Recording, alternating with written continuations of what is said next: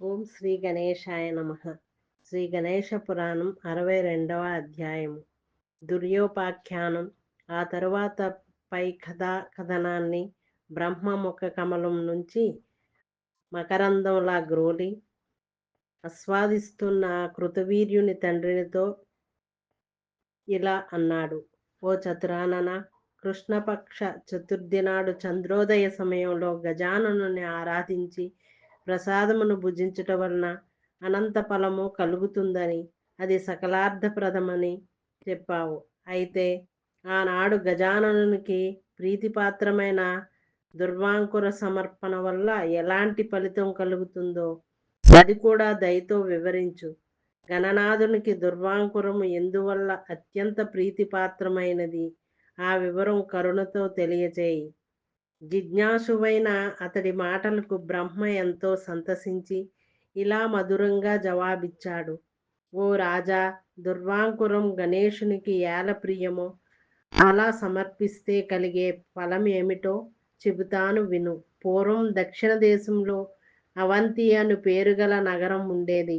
సులభుడవే సులభుడనే పేరుగల రాజు ఆ నగరాన్ని పరిపాలించేవాడు. అమిత పరా పర అమిత పరామ్రోపేతుడు, సకల సద్గుణ సంపన్నుడై అయిన ఆ రాజు సకల శాస్త్రాలకు నిధి వంటి వాడై, వేదార్థమంతటిని తెలుసుకున్నవాడై ప్రజానురంజకంగా పాలించేవాడు. ఈతడు గజాననుని పట్ల అమితమైన భక్తితో అనునిత్యం పూజాధికాలు సల్పేవాడు. సముద్రం అన్న పేరుగల ఆ రాజు పత్ని అత్యంత సౌందర్యంతో పాటు రాజుకు అన్ని విధాలా తగినదై పతివ్రతాధర్మం నెరుపుతూ దేవ బ్రాహ్మణ అతిథి పూజా తత్పరురాలై ఉండేది. ఒకనాడు ఆ రాజ దంపతులు ఇరువురు పురాణ శ్రవణాసక్తులై తమ మందిరంలో కూర్చుని ఉండగా అక్కడికి మధుసూదనుడనే పేరుగల బ్రాహ్మణుడు వచ్చాడు. ఆ బ్రాహ్మణుడు నిరంతర దైవచింతాపరాయణుడు, దరిద్రుడు కావటం చేత చిరిగిన వస్త్రం ధరించి బట్ట ధరించినా ధరించనట్లు ఉన్నాడు. అట్టి బ్రాహ్మణుడు భిక్షార్థమై వచ్చి ఉండగా రాజు అతనికి నమస్కరించి గట్టిగా పరిహసించాడు.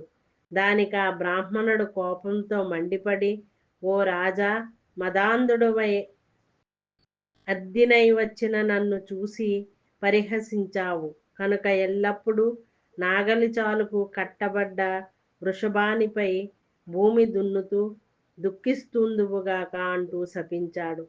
ఆ మాటలకు ప్రక్కనే ఉన్న రాజపత్ని అయిన సముద్ర క్రోధ పరవశురాలై, పోయి బ్రహ్మణోత్తమ, నీవు అవివేకంతో రాజని కూడా చూడకుండా నా భర్తని శపించావు కనుక నీవు కూడా ఉచితానుచితాలను మరిచి సర్వము భక్షించే కంచెరగాడిదపై జన్మింతువుగాక అంటూ ప్రతిశాపమిచ్చింది. అప్పుడు ఆ మధుసూదనుడు ఆ మాటలను విని ఇలా మండిపడ్డాడు. ఓసి స్త్రీవైన నీవు శపించబడరాని దానవైన చండాలురాలువై దారిద్ర బాధతో అభక్ష్యములను భక్షిస్తూ దైర్భాగ్యురాలవదువుగాక అంటూ ఆ సముద్ర అనే రాజపత్నికి కూడా శాపమిచ్చాడు. ఇలా ఒకరికొకరు శాప ప్రతిశాపాలను ఇచ్చుకుని దుర్లభమైనట్టి మానవ దేహాలను త్వజించి వైచారు. సులభుడు తక్షణమే నాగలి దున్ను ఎద్దుగా మారాడు. విప్రశాపం చేత వానికి క్షణకాలమైన విశ్రాంతి లేక దుఃఖించసాగాడు. ఇక మధుసూదనుడు కంచరగాడిది అయి పుట్టాడు. రాజుపత్ని అయిన సముద్ర దుష్టురాలు ప్రాణిహింసకురాలై చండాల స్త్రీ అయి దరిద్రం ఓలలాడే చోట జన్మించింది. ఇలా ఉండగా చండాల స్త్రీ అయిన ఆమె ఒకనాడు తానుండే గ్రామానికి దక్షిణ దిక్కుగా సంచారం చేస్తూ అక్కడ ఉన్న ఒక అద్భుతమైన గణేశుని ఆలయాన్ని చూసింది. ఆ ప్రదేశం అనేక రకాలైన వృక్షాలతోనూ లతలతోనూ రకరకాల పక్షి గణముల చేత విరాజితమై ఉన్నది. ఆ గణేశ మందిరములోకి అనేక మంది మహామహులైన యోగి పుంగవులు నియమబద్ధులై గణేశ మంత్రానుష్ఠానానికై ఇచ్చేసేవారు. ఇలా ఉండగా ఒకానొకప్పుడు భాద్రపద శుక్ల చతుర్థి సంప్రాప్తమైంది. ఆ రోజు ప్రతి ఇంటిలోనూ గణేష మందిరాలను నిర్మించి అత్యంత శ్రద్ధాభక్తులతో ప్రజలంతా గణేషుని అర్చించసాగారు. ఆ రోజు ప్రళయకాలం లోపలే భీకరమైన వాన కురియసాగింది. ఆ వర్షపు దాటికి తట్టుకోలేని ఆ చండాలి ఏ ఇంటిలోకి వెళ్ళినా ఆ ఇంట్లో వాళ్ళు తరిమి వేయసాగారు. చివరికి చేసేది లేక చేతిలో అగ్గి పుచ్చుకొని ఆమె ఆ గణేశుని దేవాలయం చెంతకు చేరుకున్నది. అక్కడ వారు కూడా ఆమెను తరిమి కొట్టబోగా కొందరు సాధు పుంగవులు అక్కడ వారిని నివారించారు. చలిబాధ కోర్వలేక గడ్డితో చలిమంట వేసుకుని ఆమె చలి కాచుకొనసాగింది. అలా చేస్తుండగా ఒక దుర్వాంకురము గాలికెగిరి గజానుని మూర్తిపై పడింది. ఆ కంచరగాడిద కూడా వర్షపు బాధ కోర్వలేక గుడిని చేరుకున్నది. వృక్షభము కూడా నాగల్లి నుండి విడివిడి దైవవశాత్తు గుడికి చేరుకున్నది. ఆ గాడిద వృషభము కూడా ఆ చండాలి మంట వేసుకోవడానికి తెచ్చుకున్న గరికెను తినసాగాయి. ఇంతలో జనులంతా విశ్రాంతిగా పడుకున్నాక వాటి మధ్య పోరు మొదలైంది. అలా పెనుగులాడుతున్న వాటి నోటి నుండి కూడా దుర్వాంకురములు ఎగిరి గజానుని మూర్తిపై పడినవి. అందుచేత ఆ గజానుడు సంతుష్టుడైనాడు.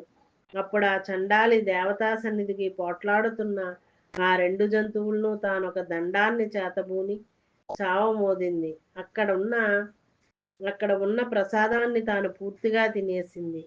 ఆ పశువుల డెక్కల చప్పుళ్ళు విన్నవారు నిద్ర నుంచి మేలుకుని పిడిగుద్దులతోనూ మోచేత పోట్లతోనూ వాటిని వెలుపలకు తరిమారు. ఆ చండాలిని కూడా రాళ్లతో కొట్టి తరిమారు. అవి తమ అసువులు బాసినవి. వారిని తీసుకుని వెళ్ళుటకు గణేష దూతలు అక్కడికి వచ్చారు. వారిని చూసి అక్కడ వారు ఎంతో కాలాన్నుంచి అనుష్ఠానం చేస్తున్న మాకెవరికీ లభించిన దివ్యానుగ్రహం వీరికెలా ఇంత త్వరగా ప్రాప్తమైంది? అదేమిటో మాకు సెలవియ్యండి. విరక్తులమై నిరాహారులమై మనరిస్తున్న మాకు గణేశానుగ్రహం ఎలా సంప్రాప్తమవుతుందో దయచేసి చెప్పండి అంటూ ఆ గణేష దూతలను అర్థించారు. ఇది శ్రీ గణేష పురాణం ఉపాసనాఖండంలోని దూర్వోపాఖ్యానం అనే 62వ అధ్యాయం సంపూర్ణం. ఓం శ్రీ గణేశాయ నమః.